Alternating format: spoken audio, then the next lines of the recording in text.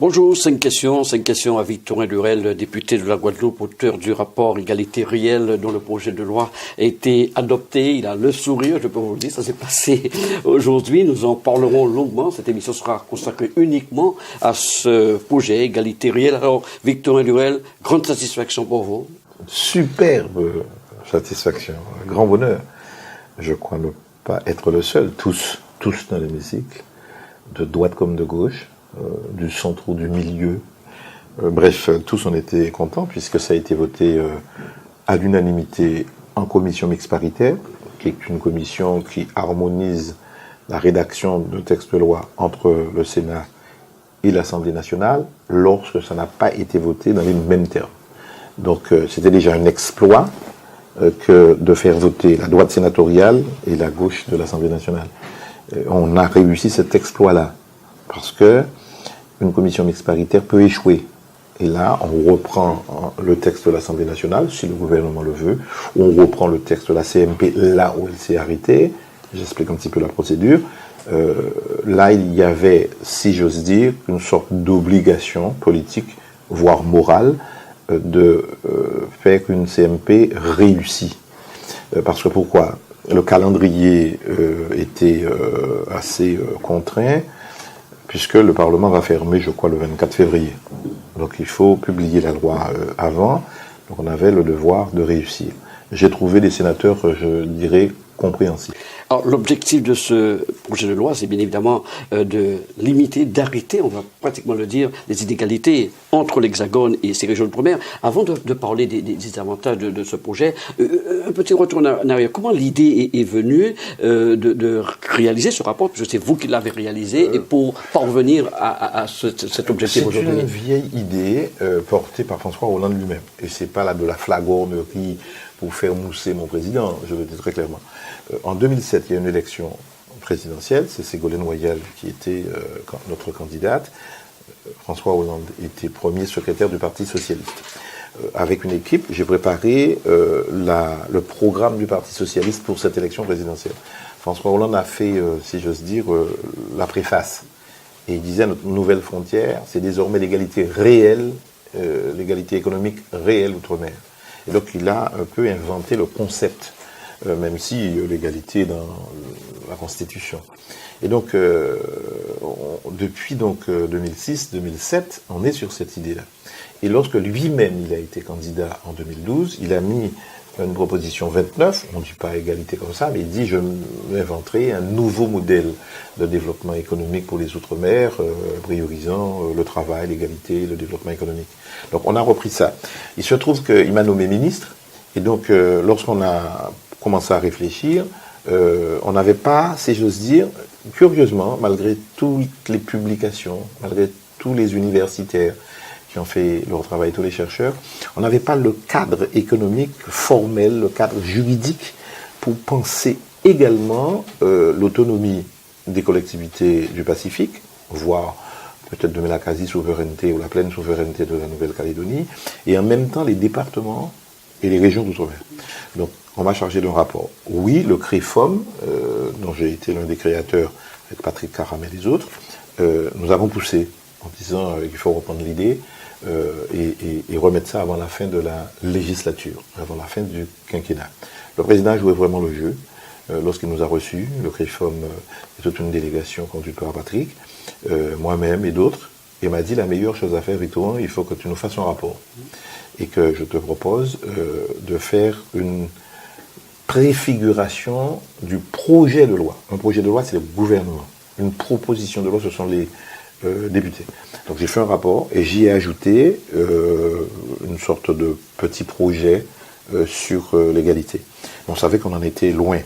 Ils ont repris ça, le gouvernement a repris, a fait 15 articles. On était un peu déçus, je l'avoue. On disait 15 articles, j'avais 10 articles sur Mayotte. Et on disait, mais il n'y a rien dans votre texte. Avec toi, mais tu vas être en plus rapporteur général. C'est-à-dire que tu es l'interlocuteur principal avec le gouvernement pour faire la loi. Et je leur ai dit, vous savez, hein, je suis socialiste, mais je ne suis pas docile. Et si vous me faites une loi à budget constant, ça ne voudra rien dire. Il faudra accepter de dépenser. Le principe était acquis. Et donc sur 15 articles, à partir de 15 articles, on a ajouté 101 articles. Ça a fait 116 articles sortis de l'Assemblée nationale, votés par une immense majorité. Il y a eu quelques abstentions. Et puis, arrivé au Sénat, le Sénat y a ajouté, malgré leurs observations, disons la loi est bavarde, ils ont ajouté 60 articles. Aujourd'hui, je m'arrête là, le texte sort avec un vote unanime, avec 141 articles. Donc c'est super. Alors on parlera bien sûr toujours de ces avantages dans quelques minutes. Alors lorsque vous avez travaillé sur ce rapport, vous avez été vous-même surpris peut-être par certaines inégalités qui existaient encore aujourd'hui dans les territoires, les régions d'outre-mer. C'est d'où l'utilité de la loi. Après 70 ans après la départementalisation, il fallait ramasser dans un rapport une sorte de vision, une sorte de vue, un recensement global, exhaustif de toutes les inégalités. Je ne dis pas qu'on a réussi à tout faire, mais on a été assez impressionné. Pourtant, je suis économiste de formation, assez impressionné de voir sur tous les sujets, il y avait de grandes béances, de grandes différences, de véritables inégalités, pire encore des injustices qu'il fallait absolument corriger. Eh bien donc, le gouvernement a pris l'engagement, premièrement, d'inventer un nouveau modèle, c'est l'article 1. Deuxièmement, de faire l'égalité sociale. 70 ans après, ce n'est toujours pas fait. Pour l'honnêteté, je dois dire qu'il reste encore 2 ou 3 petits chouïas, même après cette loi, à corriger, parce qu'il faut prendre le temps de la gradation, de l'étalement pour le faire. Qu'il fallait en même temps une nouvelle impulsion économique, qu'il fallait valoriser et promouvoir nos cultures, qu'il fallait permettre à nos territoires, quel que soit leur statut, de pouvoir coopérer avec leur environnement dans quelques libertés, avec quelques libertés. Et donc, on a ramassé tout ça dans le texte. Et au départ, c'était laborieux. Je dois dire qu'il y a eu beaucoup de scepticisme au départ. Pourquoi ? Parce que certains pensaient que c'était impossible.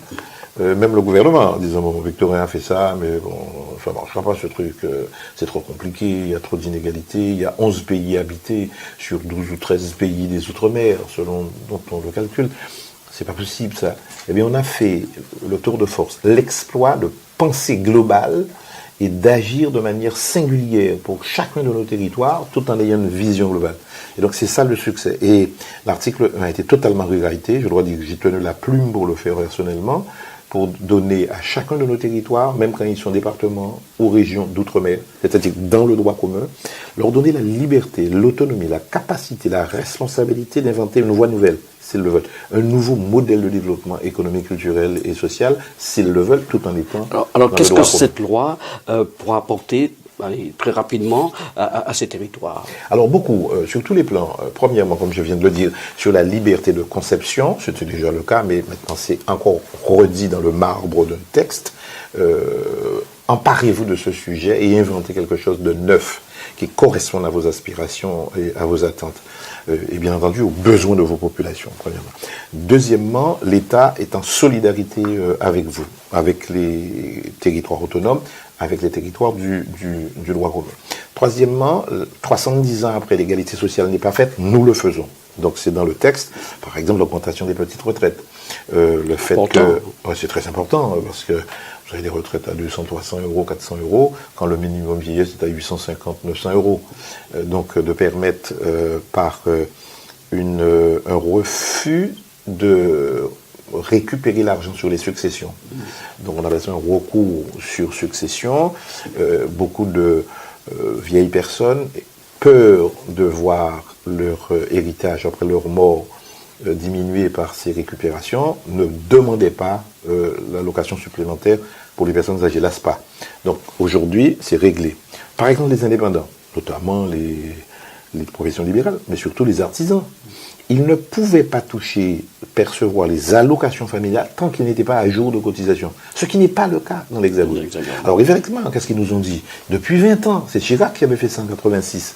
Vous comprenez, chez vous, il y a de mauvais payeurs. Ça va ici aussi dans l'Hexagone. C'est vrai, peut-être qu'il y en a plus chez nous. Ok. Mais pourquoi vous, État, vous, gouvernement, vous avez les moyens de la contrainte, du recouvrement forcé, par exemple des injonctions de payer, des ATD, des avis à tiers détenteurs, des saisies s'il le faut. Faites jouer vos moyens de recouvrement forcé et vous n'avez pas à créer une inégalité contre les enfants. C'est une bonne nouvelle pour des artisans. Autrement C'est dit, super.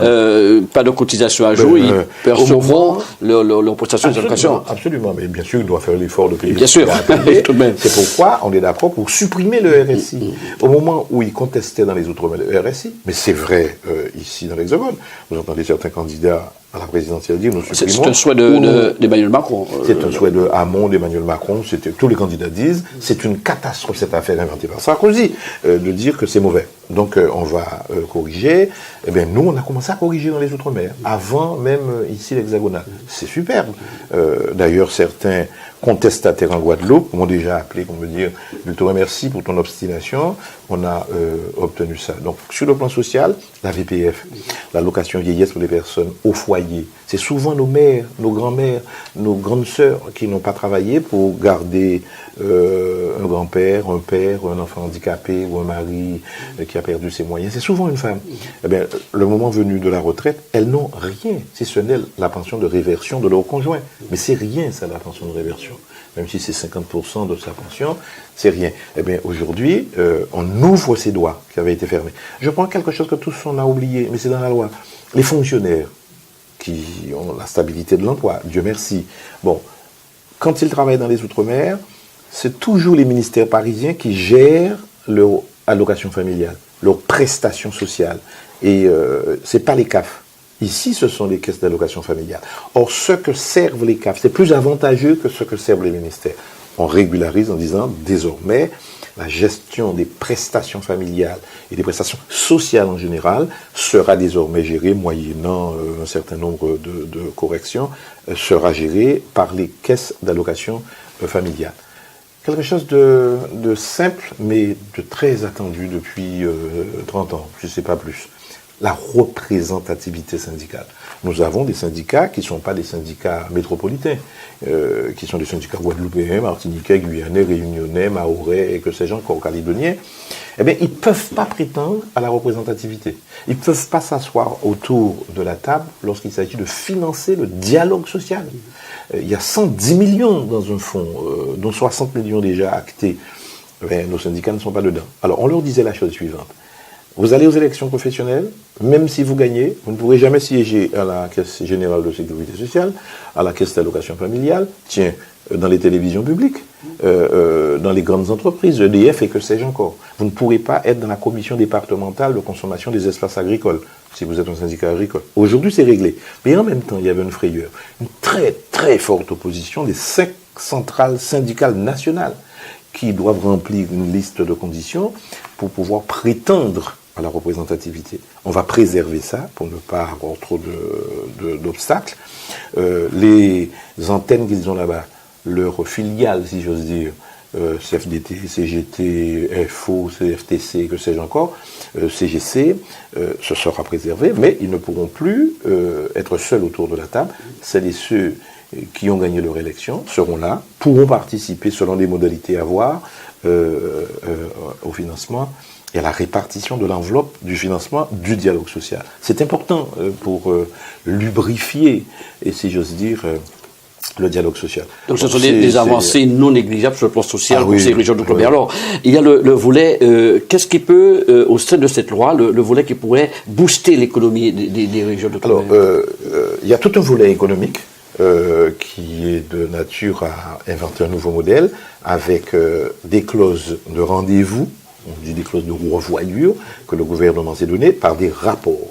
Premièrement, on fait déjà un Small Business Act, donc c'est de l'anglais, mais ça veut dire que c'est une loi en faveur du développement des petites entreprises, des TPE et des PME, en leur réservant un tiers des marchés publics et en imposant dans les règlements des consultations, c'est comme ça que ça s'appelle, lorsque vous faites un appel d'offres, vous faites un règlement de consultation, vous mettez les critères pour pouvoir être retenu. Eh bien, on met qu'au-delà de 500 000 euros, lorsque les marchés vont dépasser 500 000 euros, il y aura presque une obligation de sous-traitance contrôlée pour permettre aux petites entreprises. On suggère fortement qu'il y ait allotissement, c'est-à-dire au lieu de faire un gros lot et un seul lot, avec des marchés d'entreprise générale, on va avoir des petits lots. Par exemple, l'électricité, vous pouvez le faire. Vous êtes TPE, vous l'aurez. Carrelage, vous pourrez le faire, etc., etc. Donc, de faire en sorte que le tissu d'entreprises des Outre-mer. Faites de petites entreprises. Faites de petites entreprises pourra mieux accéder au marché public. Et ça, c'est une chose. La deuxième chose, sur les très petites sociétés, ce qu'on appelle maintenant les micro-entreprises, c'est-à-dire les auto-entrepreneurs. Vous êtes seul, vous n'avez pas de travail, vous avez créé votre truc, vous êtes esthéticienne, vous êtes coiffeur, vous créez votre société. On pouvait aller jusqu'à 32 000 euros en chiffre d'affaires, vous étiez exonéré de TVA. Et lorsqu'il s'agissait de commerce, vous pouviez aller à 70 000 euros. Désormais, on pourra aller à 50 000 euros et à 100 000 euros sans payer de TVA. Ça donne une marge importante, absolument considérable. Ensuite, pour l'avenir, il y a d'autres mesures. Par exemple, le BTP. Le BTP, bâtiment et travaux publics, qui jusqu'ici était exclu, même s'ils sont déjà très bien aidés. Mais tous les gouvernements n'avaient pas voulu les mettre dans ce qu'on appelle les zones privilégiées de nos territoires et ce qu'on appelle les taux bonifiés et super bonifiés en matière d'exonération de charges patronales de sécurité sociale. Désormais, c'est possible. On a intégré le BTP, qui est fort créateur d'emplois, dans les zones de taux bonifiés et super bonifiés. De quoi booster l'activité, créer l'emploi et développer la construction. On a, par exemple, admis qu'aujourd'hui, après autant d'années, c'était aussi mon amendement à l'époque, il y a déjà très longtemps, avec Mme Christine Lagarde, qui est maintenant directrice générale du FMI, admis qu'il fallait de FICDOM, des fonds d'investissement de proximité. Mais c'était cantonné uniquement aux Outre-mer. On ne pouvait drainer l'épargne que des Outre-mer, alors qu'en Corse, toute la nation pouvait investir dans les fonds d'investissement en Corse. Pas chez nous. On vient de corriger ça. Et puis le chantier des zones franches globales. Alors voilà, j'en venais sur le dispositif fiscal maintenant. On est conscient que ce qu'il faut pour booster l'activité, développer l'emploi, c'est ce qui intéresse les gens, que chacun trouve un travail. Il faut baisser le coût du travail. Comment le faire sans augmenter les impôts? Comment le faire sans diminuer les salaires? Au contraire, on veut même augmenter le salaire net. J'ai fait beaucoup de propositions dans le rapport. Tout n'a pas été repris, bien entendu. Mais ce qu'on a obtenu, c'est considérable. On dit il faut une remise à plat de toutes les zones franches d'activité, les zones de revitalisation rurale, les zones urbaines sensibles, les ZUS, bref, tout ça, les zones franches urbaines, les ZFA. Il y a à Pointe-à-Pitre, il y a à Saint-Denis, il y en a à Fort-de-France, bref, il y en a partout, les ZRRC en Guyane. Eh bien, on va faire une mise à plat pour voir si, à budget constant, mais aussi peut-être avec plus d'enveloppe, faire des zones franches globales. Donc on se donne 2 ans, d'ici le 1er janvier 2019, pour que nous fassions ça. Ensuite, on a voulu faciliter les rapports entre l'Hexagone et les Outre-mer. On fait ce qu'on appelle la continuité postale pour l'expédition de lettres. Il restera les colis, c'est encore autre chose. La continuité funéraire, lorsque quelqu'un perd un parent ici, tous on parle de ça. La continuité territoriale, c'est pour les personnes, mais pas dans ce sens-là, entre Paris et nous. C'est plutôt nous, vers Paris, qui payons. Moi, j'étais président de région, je donnais 300 € pour un billet par an. Et donc, tout ça a été revu. Eh bien, là, on pourra, pour les rapatriements de dépouiller de corps. Vous voulez faire des études à Porto Rico, aux États-Unis ou à Trinidad? Eh bien, maintenant, on a fait un Erasmus Caraïbes et un Erasmus Pacifique. C'est dedans. On va faire un rapport aussi, mais là, c'est déjà financé par un fonds qui s'appelle le FEBEX, qui se trouve au ministère des Outre-mer, on pourra, avec l'Europe, refinancer. Donc on pourra, au lieu d'aller faire des études seulement en Europe, on pourra aller dans l'environnement. Ça se faisait avant. Moi, j'ai beaucoup financé des études aux États-Unis, au Canada. On a plus de 300 Guadeloupéens au Canada. Non, là maintenant, l'État prend sa part avec la DOM, avec le FEBEX, pour, après avoir passé convention de jumelage ou de coopération avec des universités, des écoles étrangères, on pourra le faire mieux. On va réfléchir à ce qu'on appelle désormais la connectivité, les relations logistiques, maritimes, aériennes et numériques avec l'environnement immédiat. Donc on va penser aux mécanismes de liaison et de connectivité, ce qui n'était pas le cas. On va pouvoir, là aussi, coopérer mieux avec l'environnement. C'est la loi Letimi qui intéresse toute la nation. Et là, on pourra, avec, bien entendu, autorisation du gouvernement, faire des choses qui sont jusqu'ici réservées à l'État. Et pourtant, on est dans le droit commun. Ce sont des avancées considérables. Je rappelle d'ailleurs que nous avions engrangé déjà des dividendes considérables dans la loi égalité-citoyenneté, qui est une autre loi qui a été votée avant. Il y a eu un seul échec, c'est sous la loi Taubira que j'avais modifié pour faire sanctionner les apologies de l'esclavage, de crimes de guerre, de génocide. Là, le Conseil constitutionnel a dit, l'UGEL et le gouvernement, vous êtes allés trop loin, vous touchez à la liberté d'expression et de communication. Donc, je déposerai une PPL pour corriger ça, tenant compte de remarques du Conseil constitutionnel. C'est pas simple, mais on peut le faire. Donc, la loi est considérable. Pour le présent, immédiatement applicable, y compris en représentativité syndicale, y compris sur une chose considérable qu'on vient de faire, c'est la Polynésie. Oui, j'allais dire, ce sont toutes les régions, parce que la Guyane profitera de cette loi largement. Guyane et Mayotte également. Important. Et la Polynésie, il y a ce dossier des essais nucléaires, là. Alors, c'est ça qui a été l'objet d'une grosse crispation. Je comprends le gouvernement, qui a été là bienveillant, qui ne nous a jamais opposé l'article 40. Ça doit être su. Qu'est-ce que ça veut dire l'article 40 ? Un député a le droit de faire ses lois, mais il n'a pas le droit de diminuer les recettes du gouvernement, de l'État, ni d'augmenter ses dépenses. C'est à peu près la même chose. Le gouvernement a cette prérogative de vous opposer l'article 40 de la Constitution, en disant votre amendement est irrecevable parce que vous appauvrissez l'État. Bon, l'État, donc, à tout moment, à la dernière main, pour vous dire vos lois, elles sont belles, et moi je pose l'article 40. Donc, circulez, il n'y a rien à voir. Eh bien, sur 141 articles, l'État n'a jamais opposé l'article 40. Du jamais vu pour une loi aussi importante et qui va coûter cher. Ils avaient un dernier cran, une dernière, si j'ose dire, arme, qui est le vote bloqué de l'article 45 de la Constitution. On menaçait de nous l'opposer ce matin. Parce que nous avons fait passer quelque chose d'historique. Ça fait des décennies que les Polynésiens se battent pour une bonne et meilleure indemnisation des victimes des essais nucléaires. On appelle ça des maladies radio-induites. En fait, vous êtes irradié par le nucléaire, vous avez un cancer, vous mourrez. L'État ne reconnaissait pas ça assez. François Hollande a été en Polynésie en disant « Je reconnais au nom de la République que vous avez été victime des essais nucléaires ». On l'avait déjà fait dans une loi, mais qui n'avait pas de portée. La loi de 2010, la loi Morin, c'est la loi qui avait fait, Algérie et Polynésie, ça n'a fait pas d'effet. 98% des dossiers étaient refusés. Pour une chose qui figurait dans la loi, la notion de risque négligeable. Avec ça, les instituts, les scientifiques écartaient tous les dossiers en disant votre cancer, c'est plutôt des cigarettes. Même si vous étiez dans le premier cercle irradié, par les émanations, par les radiations, par les trucs ionisants, comme on dit, eh bien, c'était pas pris. Là, on vient de faire un saut considérable. On supprime la notion de risque négligeable. Le gouvernement nous répond, vous comprenez les gars, on comprend ça, nous sommes attentifs à la douleur et aux morts polynésiens, mais ça va coûter entre 1 et 3 milliards. Et, entendez bien, entre 1 et 3 milliards. Nous ne pouvons pas faire ça. Donc, on a tenté de nous faire changer. Eh bien, pour une fois, le Parlement a été exemplaire de solidarité.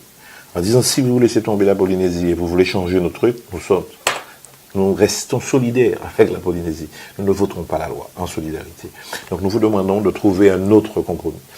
Après une longue discussion qui a duré 1h30, 2 heures de suspension avant le vote de la loi, on a trouvé un compromis raisonnable qui consiste à dire, nous maintenons la solution trouvée par les sénateurs et les députés en commission mixte paritaire, et le gouvernement ajoute un codicile qui dit qu'il y aura un comité de suivi qui va faire en sorte que les fraudeurs ne viennent pas profiter d'un effet d'aubaine pour se faire rembourser les cancers dus par d'autres causes ou à d'autres causes.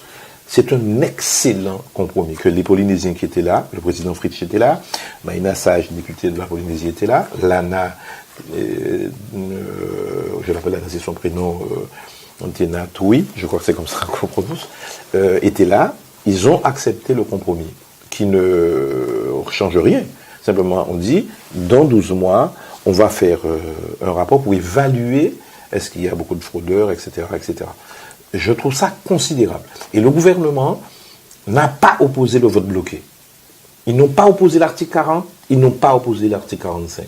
Ça veut dire que le gouvernement a aussi contribué de part en part à le faire. Il est vrai, le gouvernement a senti en face qu'il y avait une telle unité, une telle solidarité, une telle détermination des parlementaires. Et bien entendu, j'ai joué ma petite partition en tant que rapporteur général. J'en suis très, très, très fier. Justement, en tant que rapporteur, comment avez-vous suivi les discussions, tant à l'Assemblée qu'au Sénat, quel est votre regard sur les différentes interventions, Vous savez, d'une manière générale? Ça fait 15 ans que je suis député, je tenais vraiment à cette loi. Et donc, je me suis totalement investi. Et dans le rapport, où je peux dire, lorsque le rapport a été fait par des administrateurs, des ingénieurs, on a dû rewriter la loi, le rapport. Tenir la plume personnellement pour mettre une touche personnelle d'ultramarin, que ce ne soit pas simplement les technocrates qui écrivent, je peux dire qu'on a écrit et réécrit le rapport tout en reconnaissant l'apport considérable des fonctionnaires. On l'a refait ce rapport, donc je l'assume totalement. J'ai été critiqué sur certaines mesures, mais on a été audacieux. J'avoue qu'il y avait quelques scepticismes au gouvernement, et bien aujourd'hui, la conclusion est là. Ensuite, je ne me suis pas contenté de la traduire en loi, avec beaucoup d'autres collègues bien entendu, de la faire voter en première lecture. On a suivi le texte jusqu'au Sénat. J'ai envoyé pour tous les sénateurs des amendements. Certains ont repris, d'autres n'ont pas voulu. Bon, il y a même eu une grève de compatriotes, on a corrigé tout ça, et on l'a encore suivi, en ma qualité de rapporteur général, pour que la CMP réussisse. On l'a réussi. Et là, il fallait encore dans un dernier, je ne dirais pas clash, confrontation de points de vue opposés, notamment avec le gouvernement. On a fait preuve d'intelligence collective, je l'avoue. Le gouvernement a fait preuve de bienveillance, certains pourraient dire de générosité, en laissant passer un texte qui a plus qu'une valeur politique, elle a une valeur symbolique. Et pour celles et ceux qui savent ce que ça veut dire, c'est symbolique, c'est des symboles. Ça veut dire que la France reconnaît que grâce à la Polynésie, on a dépensé 274 milliards pour faire de la France l'une des puissances nucléaires de la planète. On ne va pas leur dire 1 milliard, ça coûte trop cher. Donc on a fait passer, aucun gouvernement n'avait fait, donc c'est une belle et très très bonne loi. Pour les téléspectateurs qui nous regardent, quelles sont les premières lois, les premiers articles qui pourraient être mis en application très rapidement? Mais tout de suite, sur Mayotte, il y a beaucoup de choses en termes d'allocation qui tomberont. Pour les indépendants, les artisans, ça tombera tout de suite. Sur le Small Business Act, ce sera immédiatement applicable. C'est vrai, les donneurs d'ordre, c'est-à-dire les présidents de région, les présidents de département, les maires, les directeurs de maisons de retraite, les directeurs de CHU, qui devront dans leur... D'ailleurs, on a fait la même loi sur le sucre avec Hélène Vainqueur et moi-même ici, ministre, lorsqu'on a dit qu'on pourra mettre une clause pour favoriser les produits locaux, n'émettant pas trop de gaz à effet de serre. Ça donne un plus pour emporter le marché. Donc en fait, c'est une façon de donner la priorité à la production locale contre toutes les importations, sans violer les règles européennes, sans violer les règles de la République. Avec un peu d'imagination et de ressources, on trouve, eh bien là, on vient de le faire pour la deuxième fois dans ce texte-là. Donc en donnant quelques priorités à nos entreprises locales. Bien entendu, on leur demande de recruter. C'est pas le gouvernement qui recrute, il donne les moyens et l'environnement, si j'ose dire, permissif pour permettre la création d'emplois. Donc c'est immédiatement applicable sur la plupart des choses, sauf pour les rapports où après 12 mois ou après un certain temps, on va évaluer ce qui se fait. Par exemple, les zones franches globales, il faut attendre parce que c'est énorme, vous avez 14 milliards en jeu. Pourquoi? C'est l'effort budgétaire total de l'État en faveur des Outre-mer qu'il faut rewriter, qu'il faut repenser et qu'il faut redéployer. Donc il faut une longue réflexion pour ne pas faire du n'importe quoi et voir si, à budget constant et même plus, comment donner des moyens dans le cadre de la République, dans le cadre du droit commun ou dans le cadre de l'autonomie de nos amis du Pacifique, comment les aider à supprimer la plaie et la lèpre qu'est le chômage. Et donc, c'est une belle œuvre collective et sincèrement le gouvernement peut être fier. Moi je rends hommage à Hollande, je rends hommage à Hérault, à Valls et aujourd'hui à Cazeneuve. Et vous savez, le symbole est parfois, la vie c'est bizarre. Au moment où on discutait pendant 1h30 de suspension de séance, il y a une explosion dans la centrale nucléaire de Flamanville ce matin. Bon c'est vrai c'est pas nucléaire. On me dit qu'il y a des blessés, je n'ai pas encore tous les éléments. Et c'est la circonscription du Premier ministre Cazeneuve. Au moment où il lui dit, mais on te demande d'indemniser les victimes des essais nucléaires. Si vous croyez aux coïncidences, vous direz que c'est peut-être l'œuvre d'un être transcendant ou d'un Dieu quelconque. Donc tout ça a servi. Voilà. Réalisant cette émission dans vos bureaux de l'Assemblée, on peut dire, après la naissance aujourd'hui, c'est le baptême de votre bébé, Victor Lurel? Oui, je reprends le terme. Sincèrement, cette fois, c'est mon bébé. Tous on a travaillé. Bien entendu, la ministre a porté la loi, mais depuis 2007, avec François Hollande, j'ai écrit ça, comme quoi il faudra l'égalité réelle. On avait du mal à le mettre en forme. Le CRIFOM, on a repris. Avec Georges-Paul Langevin, on a porté. Georges m'a rappelé, tu sais, on était sceptiques sur ton truc. Elle vient de me dire que ça m'a fait plaisir. En disant, mais c'est grâce à ta pugnacité, à ton entêtement, tu as été teigneux et tu as su créer le rapport de force. Et qu'un gouvernement n'oppose pas l'article 40, il faut être bon pour faire ça. Qu'il refuse d'opposer le vote bloqué, il faut être bon. Quand on parle de milliards, c'est leur évaluation. Je contestais bien entendu. Mais il faut être bon. Donc je rends hommage à ce gouvernement, à la gauche.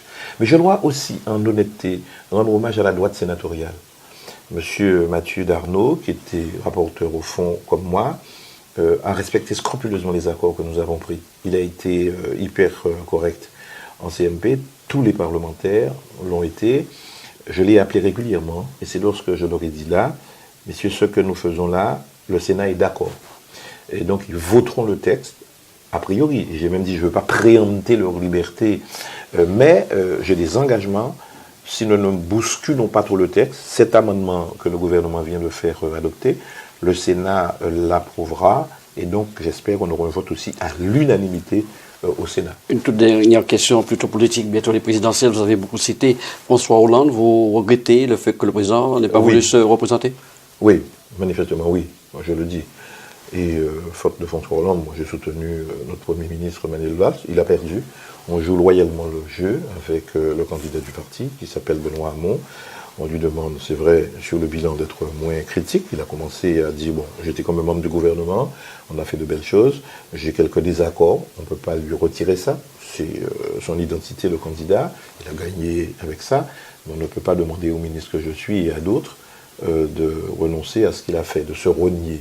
Et puis sur le programme Outre-mer, mais le programme France en général, nous voulons le voir. Théoriquement, je devrais le voir vers le 20 février, avec les parlementaires des Outre-mer, pour parler prescription d'opinion, comme on dit, prescripteur d'opinion, donc faire connaître à Benoît les grands élus, les associations, bref, les responsables politiques, parler bilan, parler programme, parler organisation de la campagne.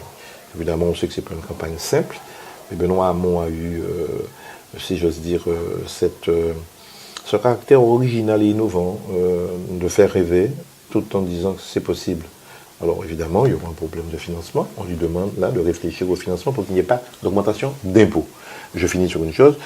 Sarkozy avait un peu martyrisé les classes moyennes pendant ces 2 dernières années. Nous aussi, j'étais ministre. Malgré les simulations, on avait dit on ne touche pas aux classes moyennes. Les classes moyennes ont subi des augmentations d'impôts de notre part. C'est Valls qui l'a fait diminuer depuis 2014. Il faut continuer. Et donc, tout le sujet sera de trouver un bon programme avec un candidat qui ne se renie pas, mais qui reconnaît que nous avons fait avancer la France. Merci à vous, Victor Lurel, d'avoir répondu à nos questions. C'était donc 5 questions avec Victor Lurel, député de la Guadeloupe, auteur du rapport Égalité réelle, dont le projet de loi a été adopté. Merci de nous avoir suivis. À très bientôt.